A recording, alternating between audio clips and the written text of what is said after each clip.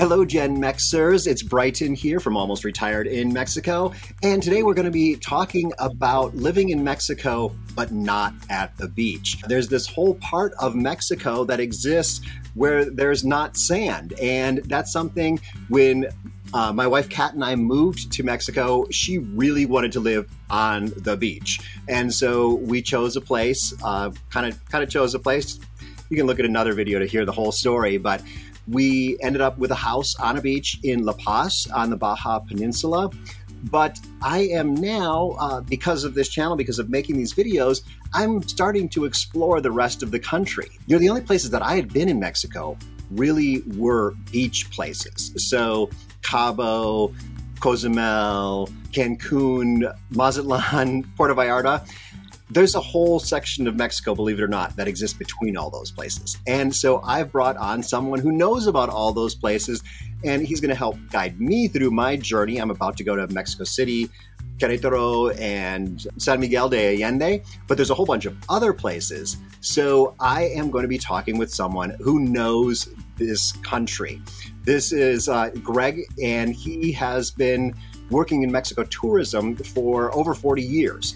And now helps Americans, Canadians move down south and help them find a good place to live. So, Greg, thank you for joining me here. Hey, thanks, Brighton. Look forward to hearing about your upcoming trip. So, Greg, maybe you can start by telling folks where you live, because you're not on a beach, but you're close to some water. So tell us where you are and maybe a little bit about how you got there. Great, no problem. So I started my my love affair with Mexico and Latin America back in the late 1970s, actually, when I got a job with Mexicana Airlines. And I worked for them for 10 years at LAX. And while I was doing that, I was a student at UCLA and came upon a major called Latin American Studies and ended up getting my master's degree and continued in the travel industry for the past 40 years. And most of my time, I devoted my efforts towards training travel agents about selling Mexico. And in 2015, my wife and I had the opportunity to finally realize our dream and migrate to Mexico. And we moved here with my mother, who was 82 years old and needing better Alzheimer's care. And the place we chose was here in the highlands of the state of Jalisco, kind of the birthplace of retirement overseas for Americans. This is the Lake Chapala area, which is now our village in the sun. My mother is no longer with us, but she was here for almost 5 years living in assisted living. So my path to Mexico has been really getting to know the entire country. I've been to all 32 states in Mexico, and I've written content and trained travel agents about the whole country.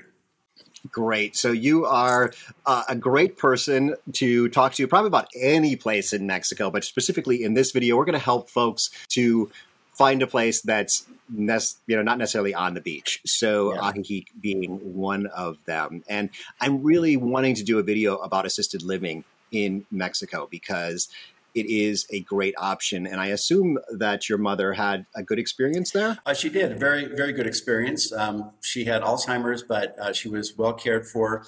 And in many ways, it kept our family out of bankruptcy because in the United States, Alzheimer's care is not covered by any form of insurance, really, and you can be spending $9,000 to $10,000 on the low end per month. And in Mexico, she was paying $1,800 a month and eating fresh food every day and getting very, very loving care. There are some trade-offs between the U.S. model, but our experience was very good. Awesome, great. Well, I'm planning on doing that video in the future, but let's stick right now with moving to Mexico. So you help people move to Mexico at mexicoforliving.com, and you've developed kind of a system for helping people choose. And that's really where I want to focus on this video is your system. So introduce us to this system. Okay, well, I think one of the first decisions that people need to make is, what sort of setting they want to be in. And I think you can, in Mexico anyway, break down the overseas living experience to basically 3 different settings that you can find. So you can find a resort setting, which is very common for people to explore those areas because that's where they have familiarity. The second broad group would be you can live in an urban area in Mexico, and Mexico has Its three largest cities being Mexico City, Guadalajara, Monterrey, Puebla. These are all, mega cities that offer a lot of urban attractions and inconveniences, of course. And then the third group would be living in a village or a town. So each of those three categories have their own advantages and drawbacks. In my case, living in a resort was not something I was wanting because of the fact that you're kind of in a cycle of people constantly coming and going. And if you live in a place that dumps, 5,000 cruise passengers 3 days a week onto your streets, it can really impact the character of the place you're living in. Villages are not right for everyone. We don't have a lot of the amenities you'd find in a larger city. And sometimes they can be very provincial and, maybe your neighbors know too much about who you are and what you're doing. And, I already mentioned urban areas, which can have a lot of wonderful benefits, but also come, with costs as well. So if you can get your mind around one of those three places, that helps. And then what I've developed is a set of criteria.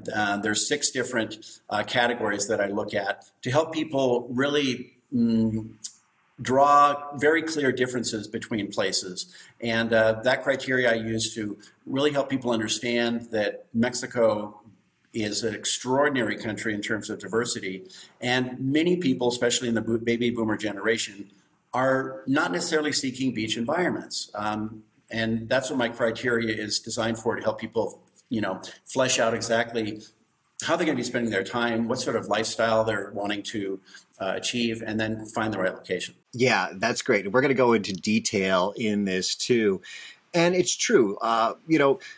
We live in a place with gorgeous beaches. La Paz has wonderful beaches, and we live on the beach. But besides having our morning coffee and walking our dog along the beach, if we didn't live right there, we probably wouldn't make it to the beach that often. Sure. There's a lot more things to do in Mexico. And as you get to retirement, kind of the, drinking on the beach may or may not be what you're looking for. And one other thing I want to mention is that you can live in one place in Mexico and travel somewhere else. Travel across Mexico is usually very inexpensive compared to travel across the United States.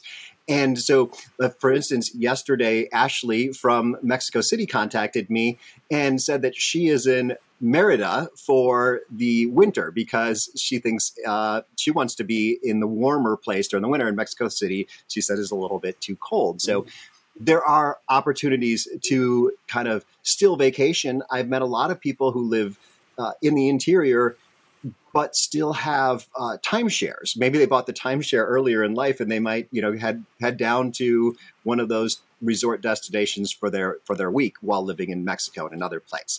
So there are a lot of options here, and Kat and I never really explored a lot of these options. So now starts the exploration, and so let's go through those 6 C's that Greg has developed to help people kind of determine what they're looking for, and then find a place that matches. One more C that's on my mind, and we're going to save that for the end. So stick around for that. Yeah, so I came up with these 6 categories, and I think these could apply to other places in the world too, but they certainly fit Mexico, and they are all categories that you can easily draw distinctions from one place to the other.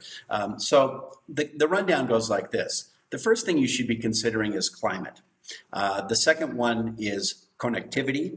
The third one is culture. The fourth one is community. Number 5 is care, very important to, certainly people 55 plus. And the final one is Costco. And Costco I picked as a metaphor for being able to have access to familiar stuff, because Mexico is really unique in the world, I think, especially for Americans, because it combines foreign with familiar better than any place on the planet for Americans. So that when you come to Mexico, a generation ago, there was a lot of sacrifices and trade-offs. But that's really not the case anymore, thanks to NAFTA and how the commercial invasion of U.S. companies hit Mexico in the early 2000s. And now there's really almost nothing that you can't acquire here.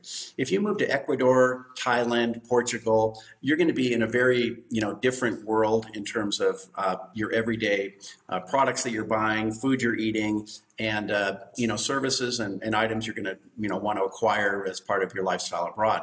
But in Mexico, those trade-offs don't exist anymore, and you can, if you want to, essentially replicate your north of the border comforts and lifestyles, if that's what you want to do, very comfortably here. And it's interesting, you mentioned Costco specifically, and there's kind of a saying in La Paz, and I want to print a T-shirt that says, I went to Cabo, but only for the Costco, because Cabo is 2 hours away, and a lot of people go from La Paz. They make their monthly trek over just to go to the Costco. Yeah. There's a Sam's Club in La Paz, but the Costco in Cabo is huge and amazing. And the other thing about it is these are maybe American corporations, but they are not serving solely Americans. So when you go into these places, these are really serving the local people more so than the Americans. But it gives you an opportunity to get some of that. Yeah, it's a middle class shopping experience for Mexicans. And believe me, I don't want to emphasize this as a primary criteria for selecting where you live. In fact, there are 39 Costcos in Mexico.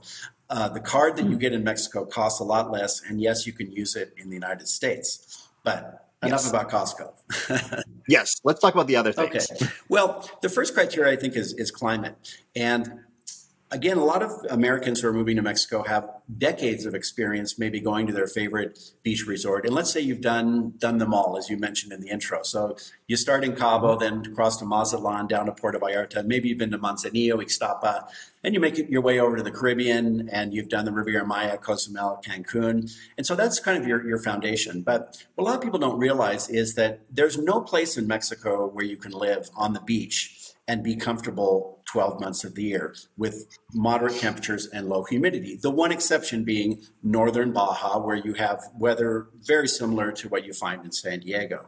So climate is a critical factor. And I think one of the joys of living in Mexico is outdoor living. And when you move to the beach, you're going to have to expect from essentially May to October, you're going to be living in high temperatures and high humidity settings. And depending on which coast you're in, you're also going to have to deal with hurricanes and tropical storms, which are, popping up certainly in the Pacific and in Baja with more frequency than they have in the past. So the thing about Mexico that a lot of people don't realize is that half the country is over 4,000 feet altitude. And when you move to these higher elevations, you essentially achieve spring-like weather much of the year. And what you avoid is the humidity that for a lot of Americans and Canadians just is overwhelming. So I think climate is something needs to be taken into account. Also, if you're living in a hot and humid climate, your energy costs are going to go up dramatically from running air conditioners most of a good part of the year. And where I live here in the Highlands on the shore of Lake Chapala, the homes here don't have air conditioning and they don't have heating because we are in this this climate that is very stable throughout the year. And most importantly, when the rains do come here, we have a glorious rainy season, but it's not accompanied by high humidity. So people need to think about climate and all the implications of year-round living, not just enjoying the beautiful weather in January, February, but what's it going to be like 12 months of the year? And yeah, that's true. That's something. Kat and I are part-timers, so we do spend the summers up in Portland, and we're still here in Portland right now, and it's raining and nasty today. We need to start getting to Mexico a little earlier, but we chose that destination based mainly on the winters. Right. And we don't really have a plan long-term to move to Mexico full-time, but there are a lot of people who start out as part-timers with the intention of being full-time. There are some people who love La Paz in the summer, and it's, and they are full-timers, and it's great for them. But I think for us, maybe if we were full-timers, we'd want to be looking somewhere further inland or further or higher up. So climate is a great number one to start. But let's go on to your number two, which is connectivity. Yeah, connectivity is also critical because almost all of us maintain ties with friends and family back in the United States or Canada. And so there are definitely places that have better air service than others. The two mega airports in Mexico for connectivity are, of course, Mexico City and Cancun. Cancun, you can literally jump on a plane and go almost anywhere on the planet, and Mexico City is very similar.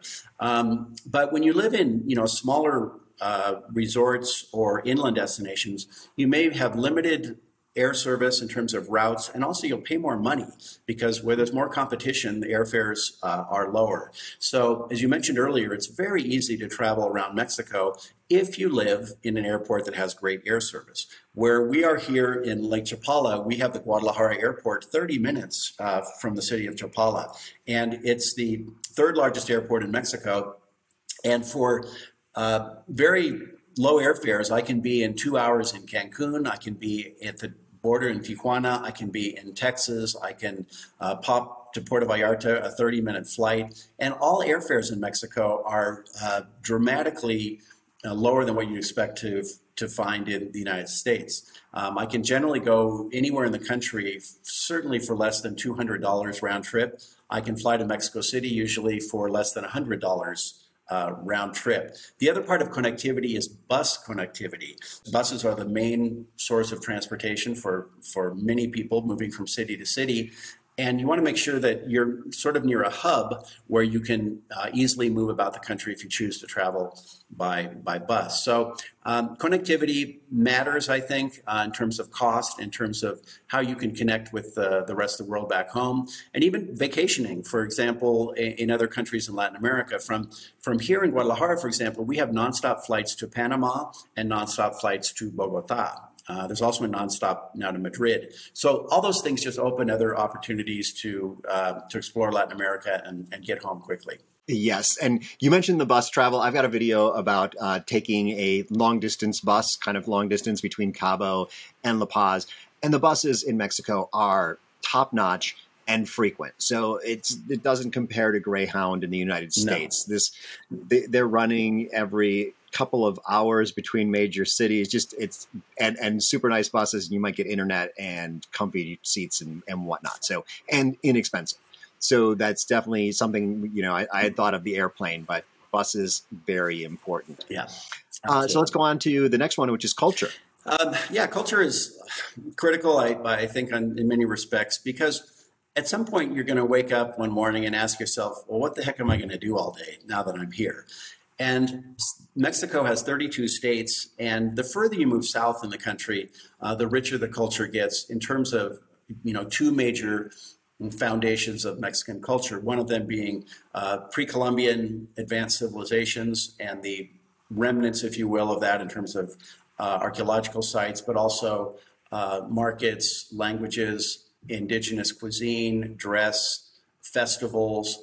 And the other foundation, of course, is the 300 years of following the Spanish invasion in 1519 and the legacy that left in terms of urban planning, architecture, art, museums, and this, basically bringing replica of Spain to the New World, and the fascinating impacts that had, and the tragic impacts as well. So the point is, I guess, there's really no beach resorts in Mexico that you would put high on the list of cultural icons of Mexico. Not to say they don't have culture. They certainly do. And even Northern Baja has a Northern Baja culture. But if you want to connect with the ancient roots of this country, you're going to need to move further south to experience, what many people will call sort of the icons of Mexican culture, which greatly have to do with either Spanish colonial or pre-Columbian, artifacts. So culture is important in keeping you busy. It's important in being in a place where you have a full calendar of events and where you can easily, move from place to place to really expand your horizons of what a remarkable country this is. Great. Yes, I love that. I had not really thought of those aspects of culture as much as it is kind of the expat community, which is the next area, as the culture that exists in that community or around that Yeah. For example, local theater and such. Yeah. Well, community means a lot of different things to different people. And anywhere you move in Mexico, if you don't speak Spanish and you're not a little adventurous in getting out, you'll be kind of confining yourself to some extent into a bubble with other expats, other foreign-born residents of Mexico.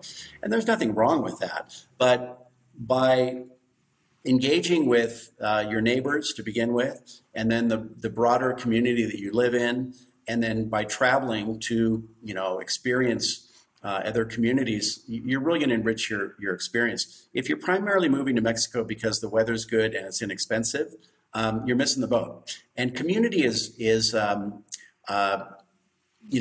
facet of living here that often is an afterthought, as I said, because you're so excited about moving, you don't think, what are you going to do every day?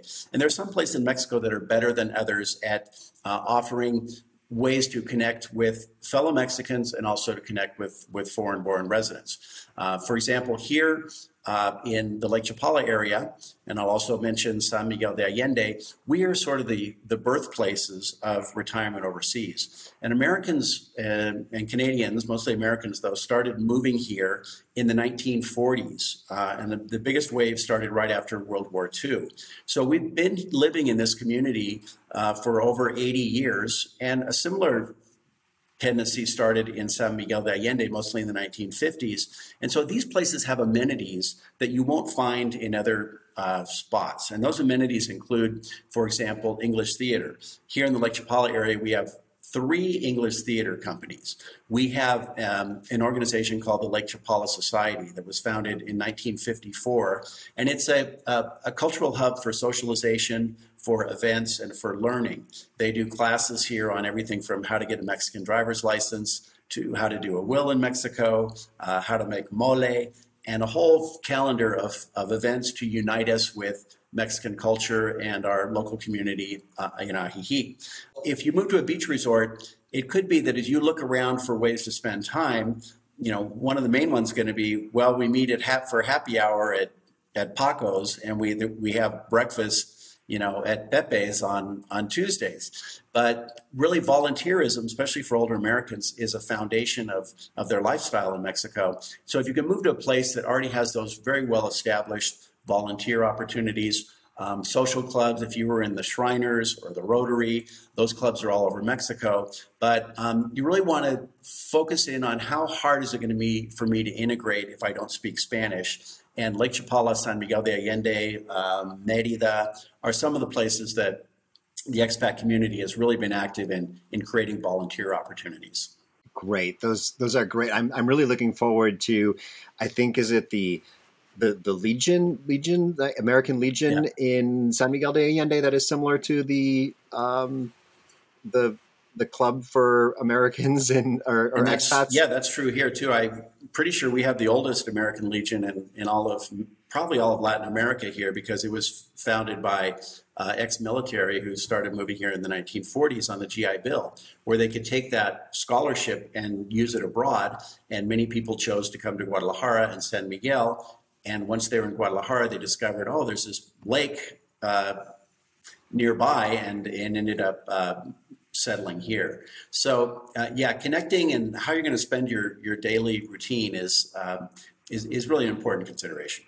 Great. Thank you for this. This is great. And we are going to, kind of look at just a couple of places. Once we go through the list, we're going to look at kind of how this works out in a couple of different places. So let's move on to care. Yeah, care being critical. And you need to understand, I think, that most foreign-born residents of Mexico are still straddling the Mexico system and the US or Canada system. In fact, a lot of Canadians put a limit on their residency because they need to spend 6 months a year in Canada to maintain those benefits. But what people don't realize is that Mexico has basically 3 tiers of medical care. At the lowest end is sort of the rural medicine clinic opportunity. The second level would be the Mexican government private system, a Social Security hospital network. And the third system is private care. The private care model in Mexico is, by and large, a world-class medical care system in terms of hospital and specializations that you can acquire. And the three medical hubs of Mexico for high quality private care are Mexico City, Guadalajara, and Monterrey in northern Mexico. And one of the drawbacks of living in beach resorts in Mexico is that there's no beach resort in the entire country that you would put sort of in the top 5 for private care. The closest one would probably be, northern Baja, where you can access the very good hospitals in Tijuana or across the border in San Diego. So here's what most of us do. At age 65, assuming you're getting Medicare, you will maintain your Medicare and you will buy Medicare Advantage, okay? But here in Mexico, you will go out of pocket for doctor visits, prescriptions, and tests, which are all a fraction of the cost back home. I had a 40-minute eye exam a couple of weeks ago, and the cost was 200 pesos, so a little over $10 for a 40-minute professional eye exam. So we go out of pocket for those type expenses, and then if we need more, extensive care or surgeries, we will plan those using our Medicare or our Medicare Advantage. But people, when I read online, they're saying, what's the best place to live in Mexico? And they'll throw out all these places because there are dozens and dozens of viable places. But some of these places being mentioned, you're going to be, an airplane or ride away from a quality, world-class hospital. And so that's a factor to keep in mind as well. But there is a viable model to move ahead, but you're going to need to, if you're over age 65, it's almost impossible to get private medical insurance in Mexico. So you're going to need to keep your U.S. coverage with Medicare and Medicare Advantage. And many people are reporting that they're using Medicare Advantage in Mexico for accidents and emergencies. So that opens up, a big safety net in the event that you have one of those, that you're going to be able to go to a Mexican hospital and potentially get those expenses reimbursed. Because after age 65, getting private insurance is very difficult to do. Yeah. So I've actually got a video with Alex. You'll find a link probably up here. And he helps expats get insurance. And I think he can definitely help you find something that is good. Greg mentioned, I think a lot of that, if you're planning something, you're going to be planning to go back to the United States for your Medicare or Medicare Advantage. But possibly it sounds like. Yeah. And some people will buy air evac insurance also, which is very popular. But remember, you have to be stabilized, medically stable, before you can get on that air ambulance back north. And so if it's an accident or an emergency, you're very likely going to still have to have a hospital stay involved.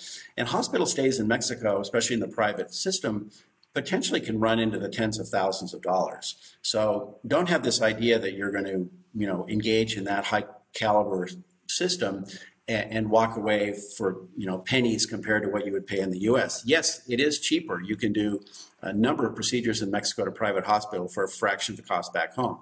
But hospital stays in that network of world-class private hospitals, you need to anticipate, if you do have that problem, what's your plan? Yeah. And I mean, the idea of tens of thousands of dollars, these are things that probably would have cost hundreds of thousands in the United States. Exactly. And I've got a video with Matt up here now where he came to Mexico for cancer treatment because it was affordable in Mexico for his situation.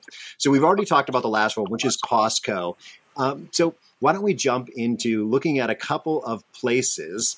And so, Greg, I'm going to let you choose 2 places and give us an idea when you go through some of these things. Sure. What how you would rank them, Yeah. and then you've got this for just about every different town, it seems like, so people can contact you if they have specific needs. Yeah, the criteria then flows into a ranking in sort of a simple 1 to 5. 1 being lowest, 5 being the highest. So, for example, let's talk about, since the focus here is non-beach locations, let's talk about the Lake Chapala area. And the Lake Chapala area, not because I live here, but it does rank extremely highly on all 6 of these criteria. And if you look at the infographic that I've done for each destination, you can see that Lake Chapala is getting 5s and 4s for essentially all these different categories. However, there's the other side of the coin also, which some people will rank Lake Chapala very low because it's sort of been, quote unquote, overrun by foreigners. So they believe that it's not a real immersion experience. And by and large, that's true. It can even be hard to speak to Mexicans in Spanish here because they immediately assume based on your appearance that you are an English speaker. And there are generations of people who've grown up here in this small village of Ajijic who basically have been attending to, the needs of Americans, be it their home or, with shopping, other services they provide. So you don't really need to speak Spanish living here to embrace the culture and the community opportunities. So this area ranks very high, as you can see on the infographic. The other area that I would highlight would be Merida, and here we can draw a strong contrast, especially when it comes to weather. So while Lake Chapala is getting a 5 for year-round outdoor living, Merida is probably going to get a 2, and that's because almost anyone you ask about Merida, the first thing out of their mouth is, I love Merida. And the second thing out of their mouth is, but it is so damn hot. And that is, of course, true. Now, if you grew up in Atlanta or, in Florida or the, place with that kind of climate, you can deal with it and it's no big deal.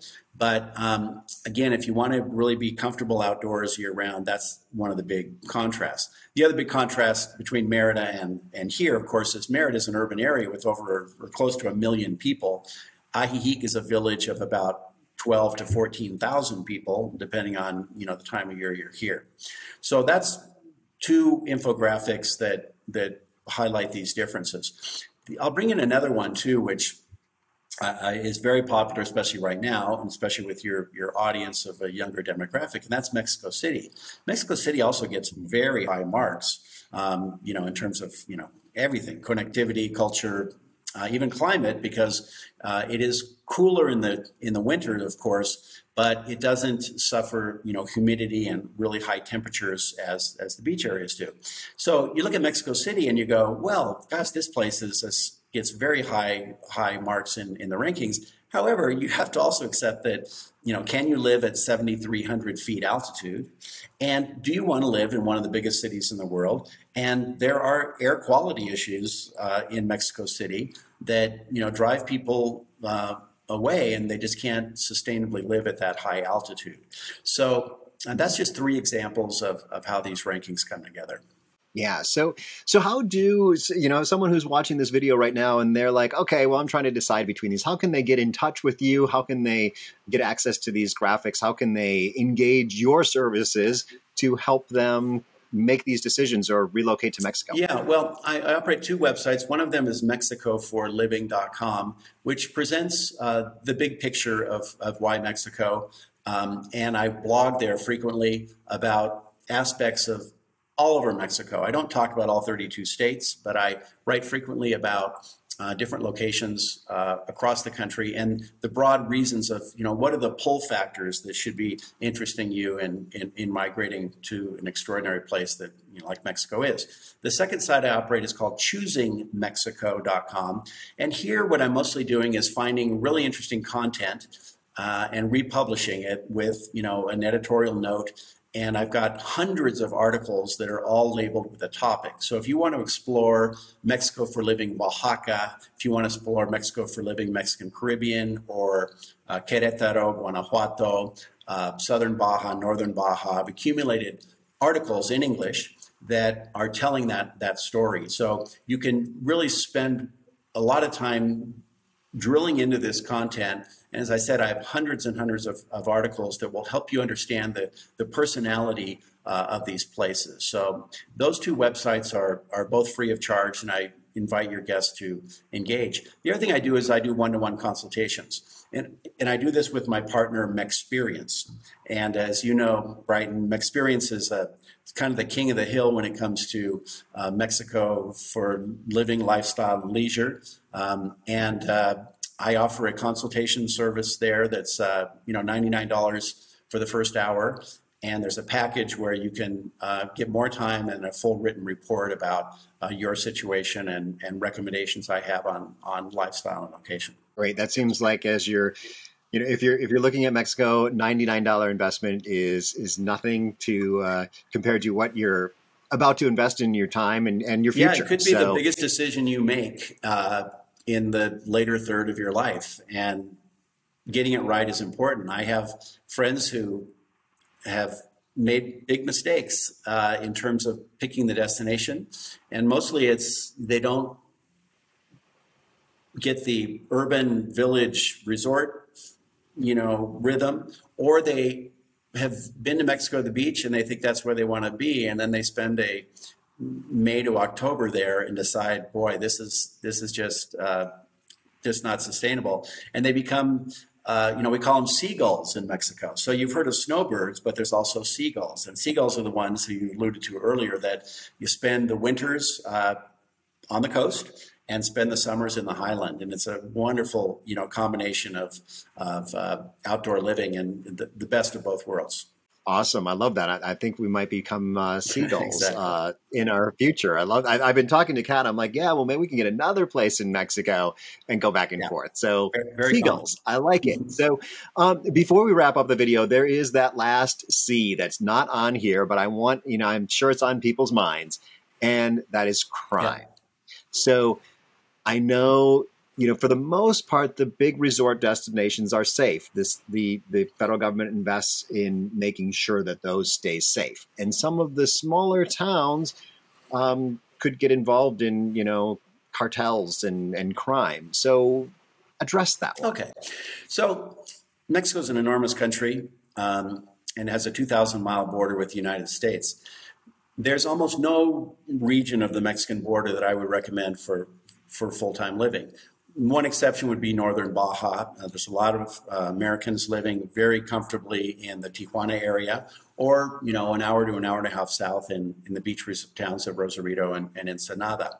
But Mexico has 2,500 roughly municipalities. Okay, and if you look at the municipalities that are chronically being impacted by narco violence, it's a handful of municipalities, and most of them are in northern Mexico. And so what I tell people is this, and I don't talk a lot about security in my content, because if you get to the point in your life where you're considering moving to Mexico and you have safety concerns, there's really nothing I'm going to say that's going to change that opinion. If you have a foundation of coming here for decades, you're going to understand the realities. And the important thing being, don't be in the wrong place at the wrong time. Okay. And then rule number one, I say jokingly, but rule number one is don't start a cartel. Okay, let's put the cartel aside for a minute. And then you go, well, is Mexico really safe? Is it safe to drive a car in Mexico? In many cases, it's not, especially at night.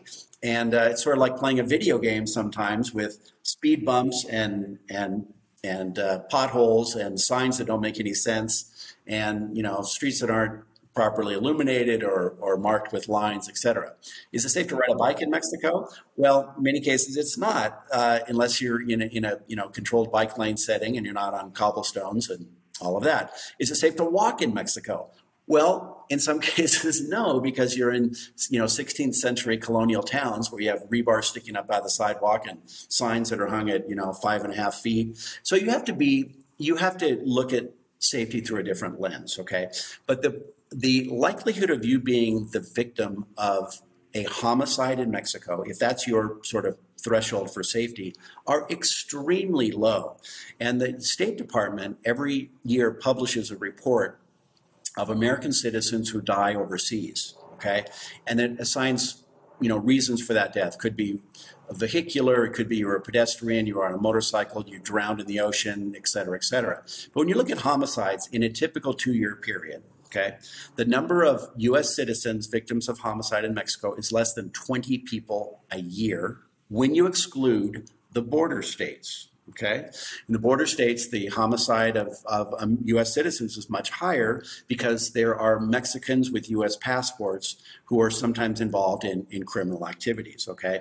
But if you're outside of the border area and living in Mexico as a U.S. citizen, your likelihood of being victimized or killed in Mexico are extremely low, especially when you consider that over 40 million people a year come to Mexico, and less than 20 of them are, victims of homicide. So, look at the numbers, but it also has to do with some of your behaviors, and as I said, not being in the wrong place at the wrong time. Yeah, well, thank you. Thank you for adding that. I am sure that some people, that's one thing I hear a lot is Mexico, are you going to be safe Oh, there? everyone. Yeah. And yeah, it's common. It's usually not the people who are ready to move to Mexico, it's their friends, but got to be able to say something like that. So now we got some great statistics to be able to share with your friends out there, that, you know, can kind of, or your siblings, your family wants to know you're going to be safe. Yeah, and when you move here, you kind of become an ambassador for Mexico, really. And so, at Choosing Mexico, with these hundreds of articles I've published, one of the topics is Mexico the right choice? And I, hone in on content that relate to either push factors that are making people consider living abroad, and then the pull factors of Mexico. And a lot of this is I do so that people can, with their friends and family, say, look, I've researched this and I feel safer in Mexico than I do in the United States. Now, that's a statement a lot of people have trouble wrapping their arms around. And there is, 30,000 homicides a year in Mexico, almost none of them involving U.S. citizens outside of the border. But gun violence in the United States is, not creating a very sustainable and safe lifestyle up north either. So it's all about finding the right balance. Yes. Well, thank you, Greg. I think you provide such great resources at your website. And now to know that it's only $99 for that hour consultation, that is wonderful. So you're providing a great service, and you've got a long history to know what you're talking about. Thanks, Brighton. For those of you watching, thank you so much for making it here to the end of the video. I've got a couple of other options for you here. One up here is a playlist. These are my interviews with people who are living in Mexico. And down here, if I've got any of those videos from my trip to central Mexico, you'll find those down here. But for now, hasta luego.